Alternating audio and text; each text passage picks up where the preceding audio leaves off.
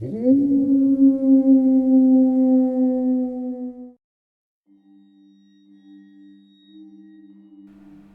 Edmonton, Alberta, there is a hotel called the Cantera off of Jasper Avenue and 109th Street. During the night, go here and ring the doorbell. Should you be let in, look to see who the guard on shift is. If the man looks in his mid-20s, yet the hair on his head and face are both as white as snow, take a seat beside the security desk. If it is any other guard on shift, leave and return in a week's time. Here, you must wait. The guard will not say a word, nor answer any questions you may ask. He hears you, but he will not respond. He will only give you a sad look, as if knowing something terrible awaits. When the time is 2:52 a.m., the guard will rise to perform a patrol of the building. Follow him only on this patrol. If you follow him at any other time before 2:52 a.m., you will be forcefully removed from the hotel and lose your chance. Say not a word as you walk the halls behind the guard. He will check that the rooms are all locked, as well as patrol the stairwells. When you both reach the 5th floor, you will notice that it is remarkably colder than the last 4. When the guard secures all the rooms on the floor, you'll both stop at a door that seems much older than any other door you've seen in the hotel. This is room 512. Only this particular guard has access to this room. Take note of the key of which the guard uses to unlock this door. It will be important later. At this point, the guard will open the room for you and allow you to pass through. It will be quite dark, but do not be afraid.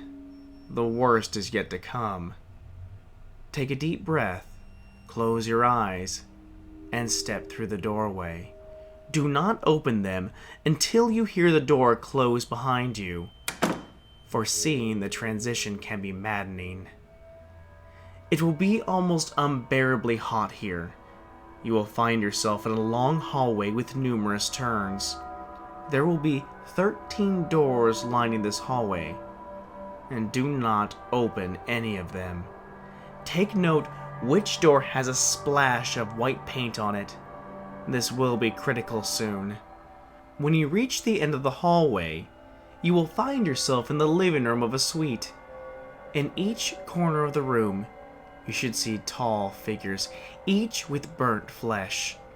They should all be sitting on the floor, hugging their legs with their heads upon their knees, and facing their respective corner. Their fingers will be chewed away until their tips are nothing but sharp, bony talons. Do not address these figures. Do not touch them. They are her guardians. In the center of this room, there, she should be. She will be sitting in an old, ragged reclining chair. It is impossible to say how she will look, for her appearance changes for everyone. She should, like her guardians, be asleep. Do not awaken her from her slumber. For now, you have time to rest. There will be food and drink set upon the coffee table in front of her, and you are welcome to it. Do not partake in the pie, however, for it will numb your legs. Should you be so bold, take a look outside the window.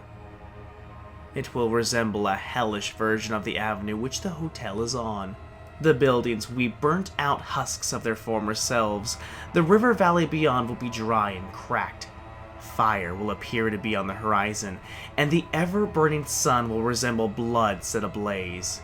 Should you stay for hours on end, you will find no reprieve from the heat. There is no night here. Now, look to the streets. You will find the same figures there as the ones in the room. They, however, are awake, shuffling, screaming, and wailing from their back maws. They have no eyes in their sockets, but by some twisted means, they can still see. Take care not to attract their attention, for they will follow you back to our world, and this venture will be for naught. When you are ready, stand before her and speak clearly these words. Save me, Mother, please. Say nothing else and wait. You should start to hear her breathe. At this point, one of two things will happen. Remember the key which the guard opened this room with? Should she place that same key on the table in front of you, count yourself lucky. Should she, however, place a different key upon the table, you will need to give her an offering. A knife that was not previously on the table will now be present. The blade will be rusted, bloodied. Take this knife and sever a finger, placing it beside the key. Wait. If she places the same key as the guards on the table, you may take it and leave. If not, remove another finger. This will only occur a maximum of 4 times before the right key will be produced. Once the key is in your possession, she will once again return to her haunted slumber. Now, pay attention, for you only have a short time. The guardians will be stirring now. Slowly, they will rise from their sleep and turn in towards the room to face you.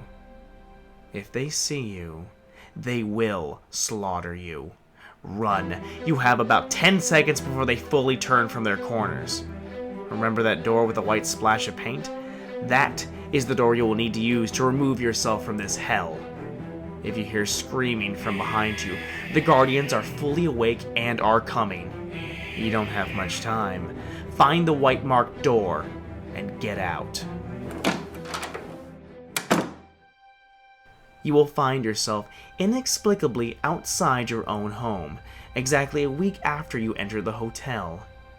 Keep the key on you at all times, wherever you go.